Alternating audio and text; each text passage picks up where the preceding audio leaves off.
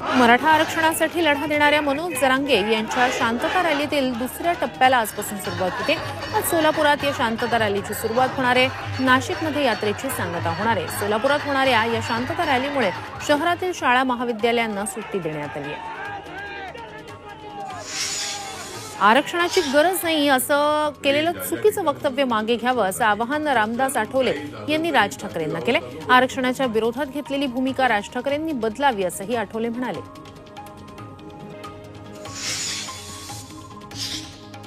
जरांगे पाटलांना आधीपासूनच म्हणणं होतं की त्यांनी निवडणुका लढल्या पाहिजे असं मत वंचितचे नेते प्रकाश आंबेडकर यांनी व्यक्त केलेलं आहे। जरांगेंनी निवडणुका लढण्याचा निर्णय घेतला असेल तर तो त्यांच्या लढ्यासाठी चांगला आहे अशी प्रतिक्रिया सुद्धा त्यांनी दिली आहे।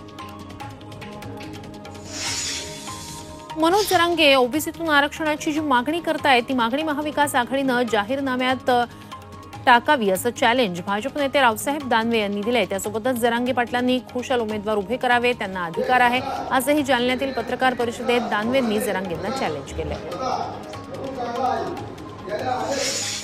मराठा आंदोलनकर्ते रमेश केरे पाटील यांनी सागर बंगल्यावर जाऊन उपमुख्यमंत्री देवेंद्र फडणवीस यांची भेट घेतली। मराठा आरक्षणाची भूमिका स्पष्ट करावी अशी मागणी यावेळी केली। मराठा समाजाचा राजकीय फायदा घेतला जातोय असा आरोपही त्यांनी केलाय।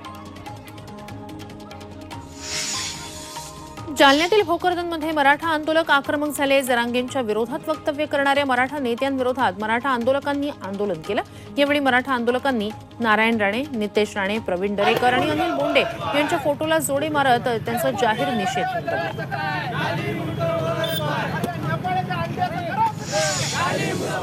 जालन्याच्या मंठ्यातील केंधळीत मराठा आंदोलक आक्रमक झाले। मराठा आंदोलकांनी राज ठाकरे आणि नारायण राणे यांच्या फोटोला जोडे मारून पुतळे जाळले। यावेळी आंदोलकांनी जोरदार घोषणाबाजी करत निषेध नोंदवला।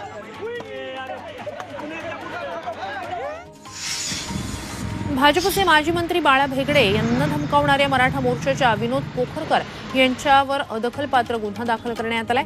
शिवीगाळ करून धमकावणं, कॉल रेकॉर्डिंग व्हायरल करण्याचा आरोप त्यांच्यावर आहे।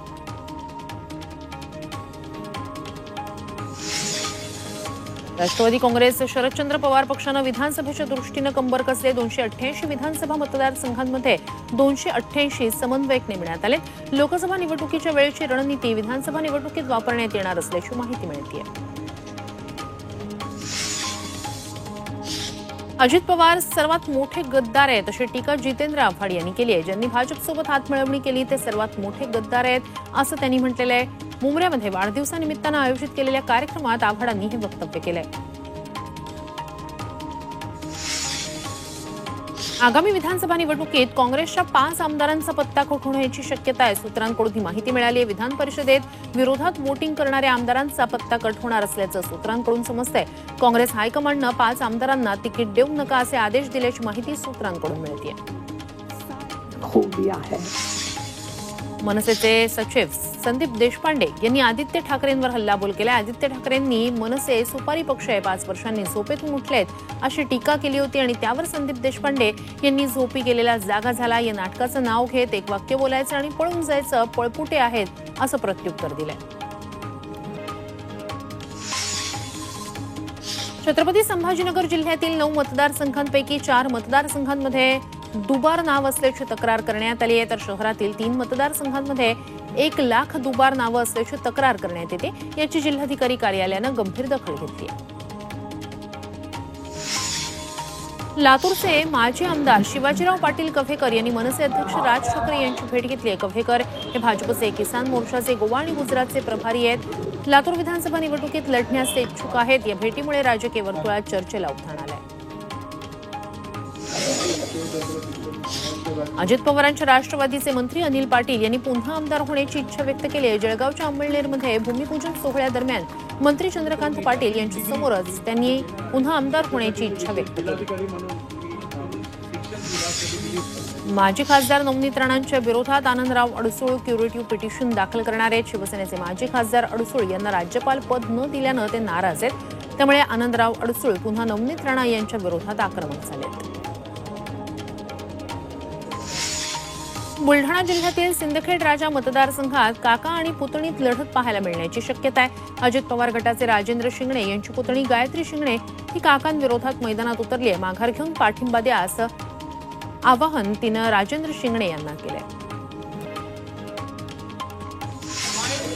नंदुरबार जिल्हा परिषद सभागृहात ठाकरेंची शिवसेना आणि भाजपमध्ये सामना रंगला. सभेचा अजेंडा आणि प्रोसिडिंग मिळत नाही यावरून दोन्ही पक्षांमध्ये वाद निर्माण झाला. यावेळी सत्ताधाऱ्यांकडून मनमानी कारभार केला जातोय असा आरोप विरोधकांनी केला.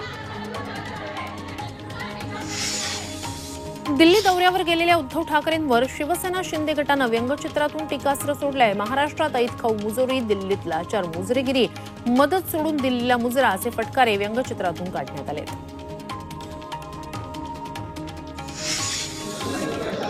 अजित पवारांच्या कार्यक्रमात मुख्यमंत्री माझी लाडकी बहीण असा उल्लेख न करता माझी लाडकी बहीण असा उल्लेख होता आणि त्यावरून शिरसाटांनी अजित पवार गटाला चांगलंच सुनावलंय.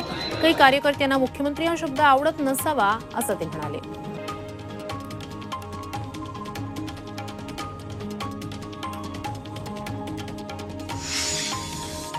मुळशी धरणाच्या सांडव्यावरून मुळा नदीत सुरू असलेला विसर्ग तूर्तास बंद करण्यात आलाय. पावसानं विश्रांती घेतल्यानंतर मुळशी धरण प्रशासनानं हा निर्णय घेतला. पावसाच्या प्रमाणानुसार विसर्ग पुन्हा कमी जास्त केला जाण्याची शक्यता आहे.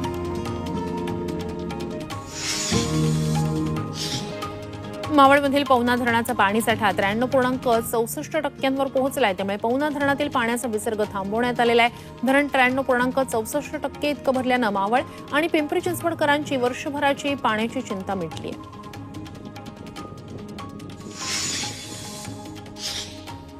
सांगलीच्या कृष्णा नदीचा पूर आता ओसरू लागलाय. अरविंद पूल इथे पाण्याची पातळी इशारा पातळीच्या खाली गेली आहे. पाण्याची पातळी सध्या 37 फूट 6 इंच इतकी झाली. त्यामुळे कृष्णेकाठच्या नागरिकांना मोठा दिलासा मिळालाय.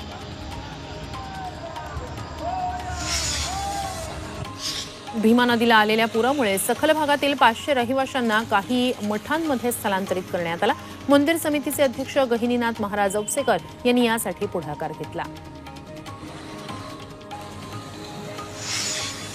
नाशिक जिल्ह्यातील शेतकऱ्यांची मका पिकाला चांगली पसंती पाहायला मिळते. जिल्ह्यात पावसानं दमदार हजेरी लावली होती. नंतर पावसानं उघडीप घेतल्यानंतर पेरण्या रखडल्या होत्या. दरम्यान जिल्ह्यातील 80% क्षेत्रावर मका, सोयाबीन आणि कापसाची लागवड करण्यात आली आहे. धुळे आणि नंदुरबार जिल्ह्यात खरीप हंगामाची पेरणी जवळपास पूर्ण झाली आहे. आता शेतकरी ई पीक पाहणी नोंदणी करतायत. शेतकऱ्यांनी ई पीक पाहणीच्या आधारे पीक विमा दावे निकाली काढण्यासाठी पीक कर्ज वाटप, नैसर्गिक आपत्तीमुळे पिकांचं नुकसान झाल्यास भरपाई देण्यात येणार आहे. सोलापूरमध्ये जुलै महिन्यात पावसानं सरासरी ओलांडलेली 131% पाऊस पडलाय. पावसामुळे खरीपाच्या पेरण्यांमध्ये वाढ झालेली आहे. 5 लाख हेक्टरपेक्षा अधिक खरीपाच्या पेरण्या पूर्ण झाल्या आहेत. बीडच्या आष्टीतील एक तरुण शेतकऱ्यानं तब्बल 33 एकरावर कांदा लागवड केलेली आहे. मात्र या कांदा लागवडीसाठी या शेतकऱ्याला 30 लाख रुपयांचा खर्च आलेला आहे. यावेळी शेतकऱ्यानं कांदा लागवड, रोप काढणी करण्यासाठी 100 महिला मजुरांना शेतात कामासाठी ठेवल्यानं महिलांना रोजगार उपलब्ध झालाय. नाशिकच्या पूर्व भागात पावसाळ्यातही टँकरनं पाणी पुरवठा करण्यात येतोय. सर्वाधिक टँकर येवला, नांदगाव, मालेगाव आणि बागलाण तालुक्यात सुरू आहेत. टँकरनं 8-15 दिवसाआड 700 लिटर पाणी देण्यात येत आहे.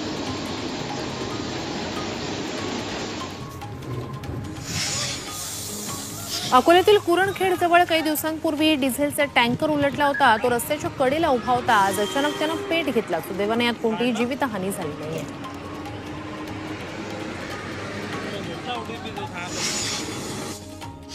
अकोल्यात श्रावण महिन्यात मंदिरात होणाऱ्या गर्दीचा चोरट्यांनी फायदा घेतलेला आहे. चोरट्यांनी 2 महिलांच्या गळ्यातील सोनसाखळी चोरून पोबारा केला. ही घटना सीसीटीव्ही चित्रित झाली आहे.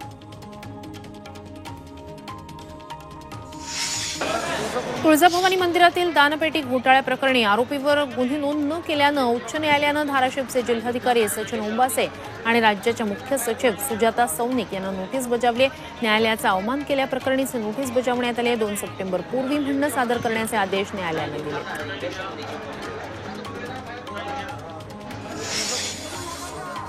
सांगलीच्या मणे राजुरीत विठ्ठल मंदिर पारायण सोहळ्याच्या 250 वर्षपूर्ती निमित्तानं भव्य रिंगण सोहळा पार पडला.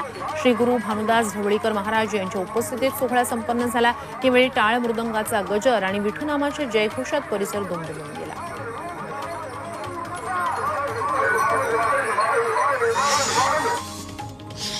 हिंगोलीच्या बाबुळगावमध्ये मेंढ्यांचा रिंगण सोहळा पार पडला। श्रावण महिन्यानिमित्तानं जगदंबा देवीची पालखी गजानन महाराज शेगाव मंदिराकडे रवाना झाली आहे। हे पालखी सोहळ्यातील रिंगण पार पडलं। मेंढ्यांचं हे अनोखं रिंगण पाहण्यासाठी नागरिकांनी गर्दी केली होती।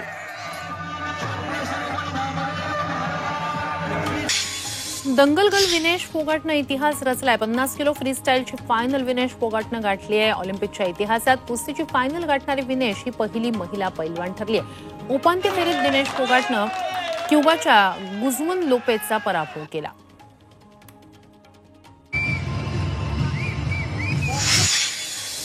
भारतीय हॉकी संघाला सेमीफायनलमध्ये पराभवाचा धक्का बसलाय। भारतीय संघाला जर्मनीनं 3-2 पराभूत केलं।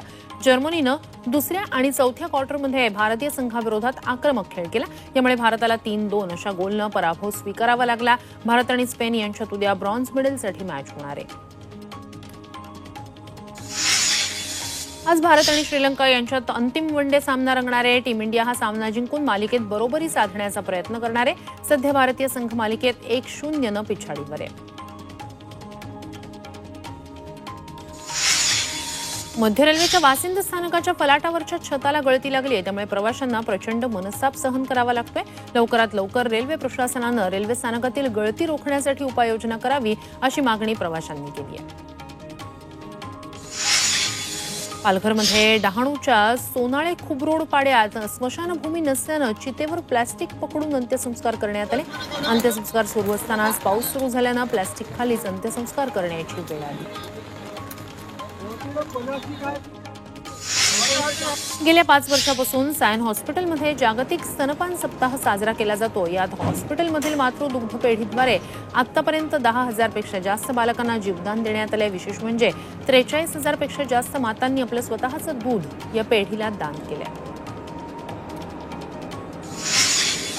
घोडेगावमधील आदिवासी प्रकल्प कार्यालयासमोर बिरसा ब्रिगेडच्या नेतृत्वाखाली आदिवासी विद्यार्थ्यांनी आंदोलन केलं। विद्यार्थ्यांच्या जेवणात अळ्या आढळल्याच्या निषेधार्थ हे आंदोलन झालं। यावेळी दोषींवर कठोर कारवाईची मागणी त्यांनी केली। सांगली जिल्हाधिकारी कार्यालयावर शिक्षक आणि संस्था चालकांकडून विविध मागण्यांसाठी मोर्चा काढण्यात आला। राज्य सरकारनं मंजूर केलेला सेवक संच कायदा रद्द करावा, तसंच शाळा तिथे मुख्याध्यापक मंजूर करावा यासह शिक्षकांच्या विविध मागण्यांसाठी हा मोर्चा काढण्यात आला। सोलापुरात शिक्षकांनी प्रशासनाविरोधात मोर्चा काढला। जुनी पेन्शन योजना लागू करा, पवित्र पोर्टलवरील शिक्षकांची नियुक्ती ताबडतोब करा, शिक्षकेतर कर्मचाऱ्यांना मान्यता द्या, मेडिक्लेम योजना द्या अशा विविध मागण्यांसाठी शिक्षकांनी मोर्चा काढला। हिंगोलीत शिक्षकांनी जिल्हाधिकारी कार्यालयावर आक्रोश मोर्चा काढला। खासगी शाळेतील शिक्षकांना अनुदानाचा वाढीव टप्पा मिळावा ही मागणी यावेळी शिक्षकांनी केली। या मोर्चात शेकडो शिक्षक सहभागी झाले होते। वर्ध्यातील हिंगणघाटात शिवसेनेच्या ठाकरे गटाकडून आंदोलन करण्यात आलं। हिंगणघाट मार्गावर मोठमोठे खड्डे पडल्यानंच आंदोलन करण्यात आलं। यावेळी खड्ड्यात बेशर्माचं झाड लावून आंदोलकांनी लक्ष वेधून घेतलं। हा रस्ता दुरुस्त करण्याची मागणी करण्यात आली। बीड नगरपालिकेत शिवसंग्रामनं जोरदार आंदोलन केलंय। आंदोलकांनी मुख्याधिकाऱ्यांच्या कार्यालयातच ठिय्या दिला। शहरातील विविध प्रश्न मार्गी लागत नसल्यानंच हे आंदोलन करण्यात आलं। यावेळी आंदोलनात डॉक्टर ज्योती मेटे यांनीही सहभाग घेतला। पुण्याच्या आंबेडकर वसतिगृहातील दूरवस्था झी24 तासनं दाखवल्यानंतर पुणे महापालिका आयुक्तांनी त्याची गंभीर दखल घेतली।